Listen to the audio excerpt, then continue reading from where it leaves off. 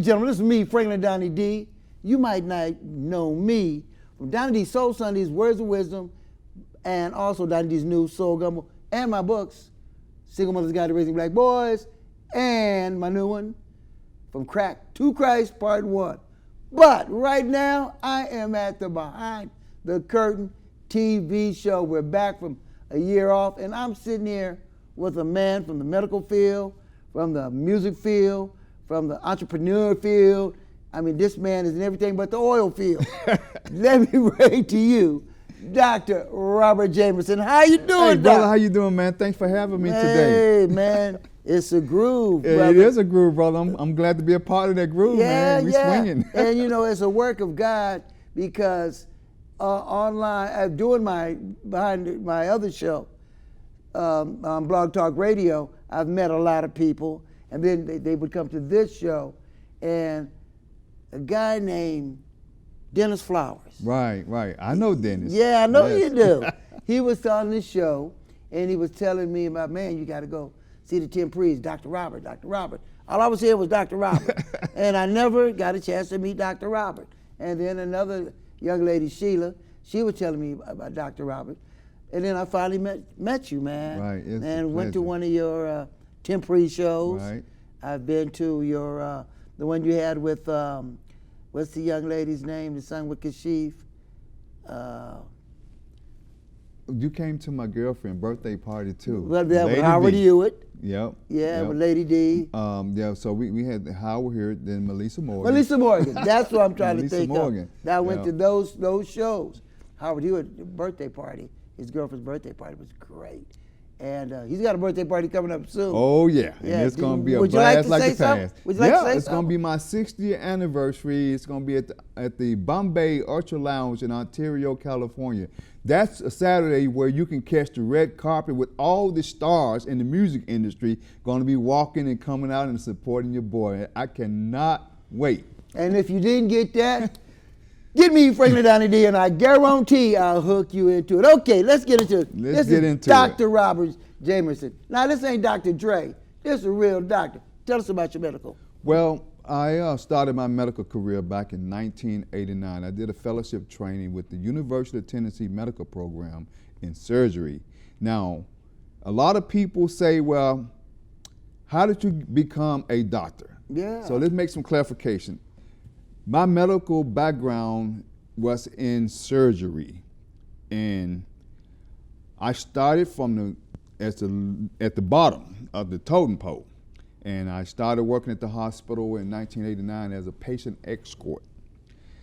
After my probation period, I got promoted to recovery room as a PACU technician, that's post-anesthesia care unit technician.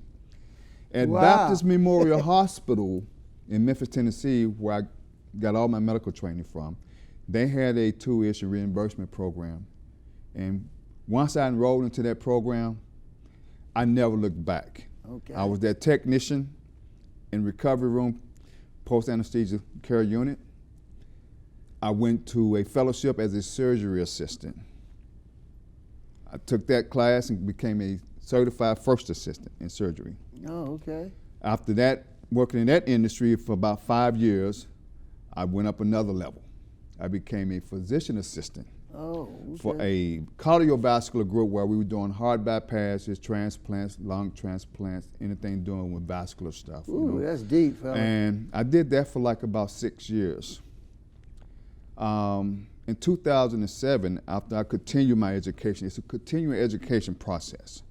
Notice, patient escort, recovery room technician, certified first assistant in surgery, then physician assistant for the vascular group, and then I fellowship with the neurologist to do cervical discectomy, lumbar discectomy, brain surgery, as a physician assistant, different type kind of surgery dealing with your spine. Did that for another 5 years. Wow. After that, I tapped into orthopedic surgery, right? Under the umbrella of a university training program, I was able to fellowship in vascular surgery, neurology surgery, urology surgery, GYN, general surgery, and orthopedics, all within a 20-year span. after 20 years, I was going to become a medical doctor, but I learned so much in the medical industry about pharmaceutical medicine, and I saw what the drugs were doing to the body. So I started working with some of my favorite doctors in the pathology, which is the laboratory where we used to send specimens, frozen section for cancer, looking for biomarkers or things of that nature. And then I learned about free radicals and how the radical attack your immune system and your intestines and causes all the diseases. I wanted to take my career to another level. Okay. So I started working closely with the pathologists in the surgery department, and Dr. Poston was one of the lead pathologists. Keep in mind, pathologists, they're not clinical doctors. They're the doctors that basically you send your specimen to the laboratory and they look into the microscope and look at those margins and those biomarkers and stuff like that and make a confirmed analysis about whether you can close this patient up because you got perfect margin or where you need to continue operating on this specific patient. So given that knowledge, I wanted to learn more about how to help heal the body. So I started doing my practice in molecular science and biology and chemistry. This man is deep, ladies and gentlemen. That's why he's here. And so I learned a lot about free radicals and how the pharmaceutical medicine kills all the cells in your body and causes all the illnesses. So instead of becoming a medical doctor to write prescription, I decided to transition and become a doctor in health science. Okay. And utilize my PhD in research. Groovy, groovy. Now let me ask you this, man. That what we just heard was very deep, and I'd like to know what is the percentage of African Americans in doing some of the things you're doing? I can say the statistics, basically, I think it might be at least about 40 to 60% in between that gap of people that transition from medical to try to practice a different form of pharmaceutical. So we're in the game. We're in the game. Okay. We're in the game. It's a lot of us. Okay. I mean, what you call brown-skinned people. Okay. People of color. People of color. Yeah. In fact, it was amazing that I worked with one of the surgeons that I grew up with in the projects. Oh. So the thing is, when people say, well, you come from the hood, you never accomplish anything. Let me say this. That was a deal breaker for me because I want to make them out of a lie. Exactly. You know exactly. What I mean? You're right. Man, You're right. I come from the heart of Midtown Memphis in a low-income housing community, Right. Lamont Terrace. Okay. Gangs, drugs, prostitutes, the whole shebang bang. Everything that we were doing back in the day. I was surrounded in that environment. Pimps. Guns. Yeah, guns, everything. But look where I have come. Yeah, amen. Not to break in, but can't nobody say you can't do something. No. Look, here it is right here, ladies and gentlemen. Living proof. Living proof. Living proof. Right here. We're going to switch reels. Let's do it. Switch reels, I got that from KGFJ Radio back in the day. Right. Okay, now, tell me a little bit about your music. Because, man, that's what I really know you from. Right. Is your music, your concerts, the events that you give, the artists that you know. Tell me a little bit about that. Well, I wanted to, after my mother passed in 2000, now let me give you the history how I got to California. My mother passed in 2012.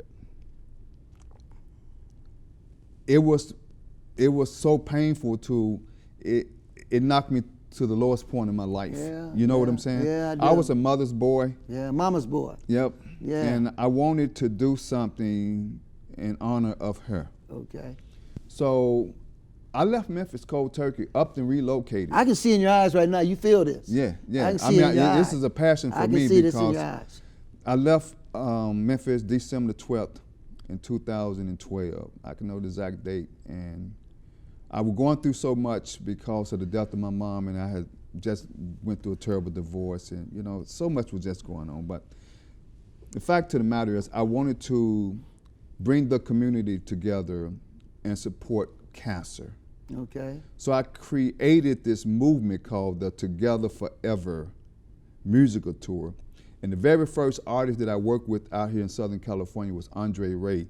He's the former lead singer of the LT 1980 group LTD. LTD, right. But I had a relationship with the Temprees and the Brocades prior to moving here. Okay. But I needed to brand Robert Jamison in California because no one knew of me. Right. I didn't know anybody when I moved here. Right, right. I had a You sibling. in LA and with everybody. Everybody. You were just know, a guppy. From the stars, from these slackers, and everybody that's trying to move from other states, other countries to come and fulfill their dreams. Right. And everybody don't fulfill their dream. No, believe me. I didn't come here to become an actor, a musical producer. I came here to close the chapter on my old life and reopen a new chapter of my life because I needed to do something while my mother's looking down on me that's going to be productive. Where she can be smiling in heaven with the angels, you know. Amen. So I created this Together Forever movement for cancer.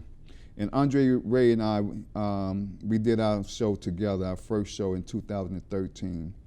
And he couldn't figure out how I was able to get so many people together to support this cause. Good cause. You know what I'm saying?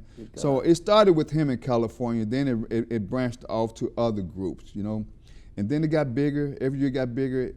Now I'm into my 9th year. Okay. So I work with all the old school. That's it. I transitioned that title from the Together Forever to the oldie love jam. And I'm loving it. That's my groove. And then I started working with the stylistic, the dramatics, the Motown originals, the Temprees, the Brocades, Cheryl Cooling, Climax, right. You know, Melissa Morgan, Howard Hewitt, all these other people. Now we got a show on pay-per-view right now. It's the Motown Comedy Slam featuring the Temprees, the Brocades, Howard Hewitt, Mark Wood of Lakeside, Lamont Bondman, a whole great host of comedy, AJ Jamal. AJ. You know, I mean, like, it's a good fundraiser, and it's for St. Jude Childhood Cancer. Okay. So as a medical provider, I believe in reaching out to the community to support these charity organizations that need bridging healthcare to entertainment. Right. You know. Who else has done that? I don't think anybody. I don't know anybody but you. Yeah, absolutely. I mean, a healthcare professional. I mean, to bridge healthcare to entertainment and to have a continuous legacy in doing it. And that's a great combination. If you can get entertainment into something besides politics, something that's going to help somebody. Well, let me tell you another thing that's really beneficial to my success. Yeah. Meeting my girlfriend. Tell us about it. Let me tell you about my girlfriend, Lady V.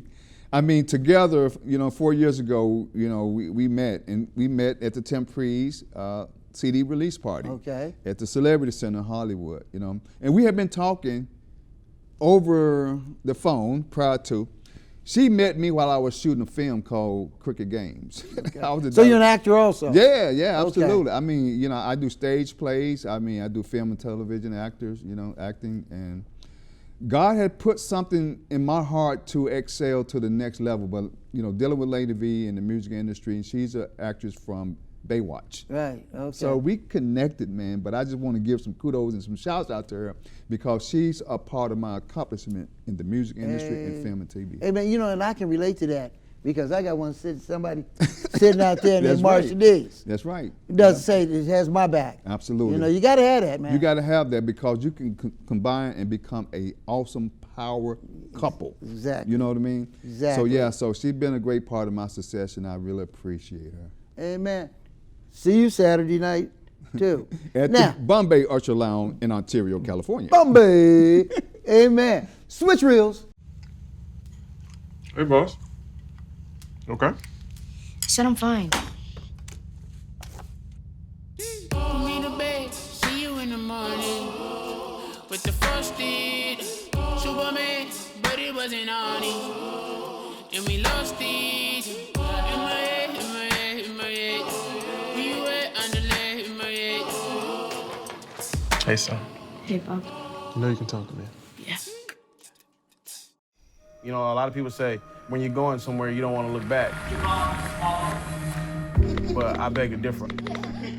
For her to see her father celebrate his graduation, it's the best feeling in the world. I can't lie and say it was easy. But sometimes you just have to stop everything and take it in. I looked at everything in a different light. And I realized it started with me going back and getting my high school diploma. COVID-19 has changed how we spend weekends with the girls. Now it's time to take the first step that lets us get back to brunching instead of late-night munching. Before we can safely come together, we need the facts. As COVID-19 vaccines become available, you may have questions. Should I get it? Is it safe? Should I wait? It's okay to have questions. Now get the facts at getvaccineanswers.org so you can make an informed decision when vaccines are available to you. You're an author. Yes, I am. Yes, I am. And this book is called The Turning Point. Uh-huh. I wrote this book for a purpose. Tell us about it.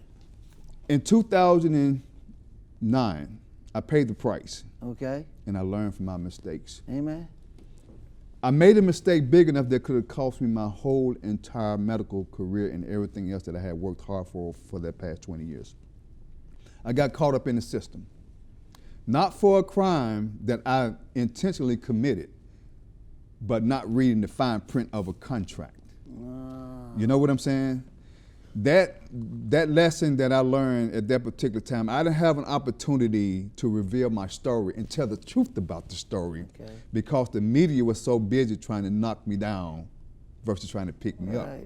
You Well, know what I'm that's saying? what they're supposed to do. That's what they're supposed to do. That's what they're supposed to That's keep what you they're there. supposed to do. At that time, I had been in the healthcare field for right at 20 years. Like literally, like right at 20 years. I had You just want to opened snatch all of that from Well, you. the thing is, they did it because of, my surroundings, number one.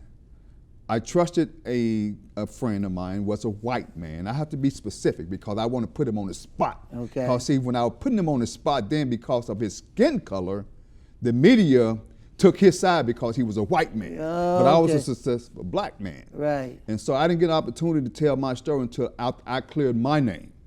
After I had been defamed by the media, been printed in the newspaper. You was no good. No, I was no good. I was the low down scum Low of the earth. down, low down Let them tell black it. man. Let them tell it. And they probably You know had what I mean? another name besides They black did, man. absolutely. That's Yeah. what they do to us. So the thing is, out of 11 indictments, I was able to, through the grace of God, those cases was dropped. I did a plea bargain because I wasn't familiar with the system.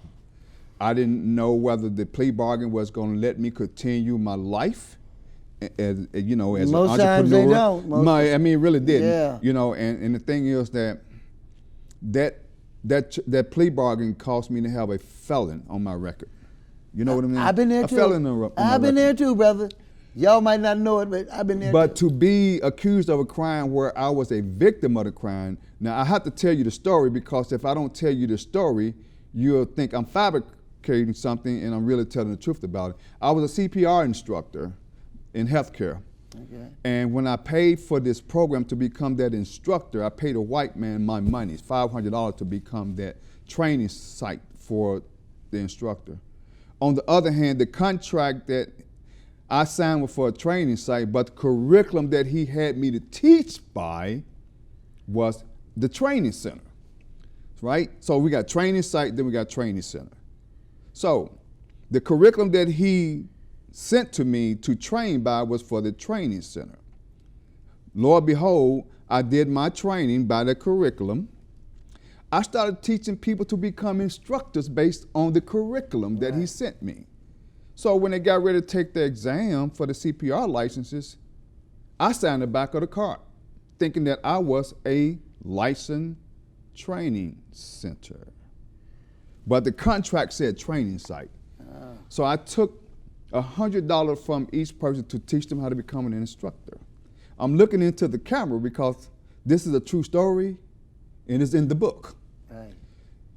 After going to court for this crime, I presented all the evidence was the paper trail showing that I took money from somebody, but I sent it to the white man. Okay. You understand what I'm saying? Yeah, I do. So I got labeled because this white man was in Alabama and I was in Tennessee. So because I was the scapegoat and took the money and sent it to him, I got the charge. I got the charge. So I was a poster boy on television. It gets a little deeper, and I'm not going to put this particular female on the spot, but after I got out to resume my life a year later, I was in California, opened up my practice and stuff, put things together. I get a phone call from my oldest son, said, Daddy, you all over the news. Wow. They sent an indictment letter to my former address with me not knowing that I needed to be in court to clear my name. And you out here. I'm out here trying to get things situated. Right. So guess what? They revoked my bond. I had to fly back from California to go back home to get my bond reinstated and show proof that I'm living in California and I have a address out here. I'm getting my business license and everything up and presented that to the judge. The judge said, well, Mr. Jamison, your ex-wife must really want you. We got some dirt against you because, we sent you 2 letters, not just one within a year span. So, but the thing is, I learned a lot from that ordeal, but the thing is, I surrendered my probation to get off probation. I had a 4-year probation term after a plea bargain for deceptive business practices for a crime that I was a victim of. Deceptive business practices. Yeah, because they figure you was out ripping people off. Absolutely. Yeah. Absolutely. Yeah. But I wrote this book, The Turning Point, Okay. to justify how I got caught up in the system. Maybe it can help somebody else. Yeah, You know right. what I'm saying? Because you could be at the wrong place at the wrong time and get caught up in the situation. How many brothers are in the penitentiary right now? Oh, I'm telling you, right because now I heard because so many stories. of this, and I'm loving the cover Right. of that book. Look at this, ladies and gentlemen. How many people you know? Somebody in your family, somebody you know, is caught up in the system. Better believe that. Well, better believe that. I made a deal with the devil, which was the district attorney when I did that plea bar. And the DA. Yeah, the DA. I just want to get off paper, whatever it took for me, because it wasn't a crime where it's medical related. It was a simple mistake. Right. The news said, well, the district attorney dropped all the charges and he did a plea bargain for probation. The probation would have been hindering me because the moment I get stopped by the police, they're going to strip my probation and send me to jail. The moment I get caught up in a situation where I'm not even in trouble and the police arrive, and if I'm on the scene, they're going to ask, are you on probation? The first time I say, yeah, I'm on probation, they're going to revoke my probation. And it was back then if you were sitting something down in a place with Franklin Donnie D. So, and I'm a felon, you busted. Yeah, right, absolutely. So, it was, in my opinion, it was a trap. So I just told the district, I told my attorney, I said, you know what, we got to do something for me to get off probation because I had a practice in Memphis and Arkansas. The moment I crossed that bridge, probation violation. I'm going to jail anyway. So I didn't have no other choice. Yeah, so no choice. The judge worked out a deal for me for 4-year probation, reduced the time to 14 months. I was on a work release program. I was able to sleep at that compound and go to work every day and make a living. You didn't have to pay rent? I had to pay rent. I had to pay transportation fee. It's all in the book, The Turning Point. Okay, where can we get this book? This book is located on Amazon and Barnes & Noble. Okay. And it's also, you can get on meetrobertljamison.com, which is my personal website. There's a lot of goodies. It's some good stuff in this book. I'm telling you, if you ever been in trouble with the law before and you got a felon on your record, I really helped 12 inmates, former inmates now, to live a productive life once they got out of jail. Yeah. You know what I'm saying? Right. I was a tutor for inmates that wanted to correct their life. You know what I mean? They looked up to me with a lot of respect. Well, you're a role model, man. Yeah. And the good thing about it is that with your story, and one of the reasons I have you here today, not just because, if I just heard about you yesterday, I'd want you on here because you prove that you can't hold a brother back. No, you can't hold a brother back. You can't hold a, you can throw drugs at him, you can throw anything at him to hold a brother down, but if a brother got God and is strong, he can do what he want to do. You know, this was my saying back in the day, you know, as a black man coming from the hood. Yeah. I wear a lab coat and I wear scrubs every day. Yeah. But what I can tell you, you can take this lab coat off, it's white. You can take these blue scrubs off, I'll be naked. But the one thing you cannot take from me is my education. No. God gave it to me, you didn't give it to me, and you Right. can't take it away Can't from take- me. And knowledge is power. Amen. You know. And as we wrap this up, you can't take this. Knowledge is power. And I get that from way back in the day. I heard Elijah, the Honorable Elijah Muhammad, say that. And I was like, you know, and I was a little kid then. And he also said, you are what you eat. You know, and I was like, yeah. But you're right. That's right. Hey, it's been fun. I got to run. No, that's right. Tell us your website and stuff again. You can get this book, The Turning Point, by Robert L. Jamison, Ph.D. And each book that you purchase from Amazon or purchase from me, $1 goes to my friend Sheila Kimball, the Duncan Tell Foundation. And she's located right here in San Bernardino, California. Yes. Yes. And she's the one that connected us too. Yeah. Yeah. I've been trying to get Sheila on this show for the longest. Yeah, I get her. And it's because she has a domestic violence 501c3. Right. And I'm just trying to help her to stay, established in the industry, You know what? How I met her? My first book, Single Mother's Guide to Raising Black Boys, 12 years ago. She from Pomona at the time. I was from Pomona. And she saw me on Facebook and said, I want to get a copy. She bought the second book. Wow. The second book. That's dope. Yeah, and I've been hooked up with her. We were at your Lady V's party. Mm-hmm. She's sitting at the same table with sunglasses on. Right. And I'm sitting there with Marsha. And I'm not saying nothing to her because I don't know who she is. Right. And then right. she told me, oh, you sitting with your girlfriend. You act like you didn't know me. Right. I'm like, hey, I didn't know you. Well, she's the editor of my book. Yes, she does that too. She's a good author. She's a great editor. I mean, I gave her my story. She put it out here. She helped me get on Amazon.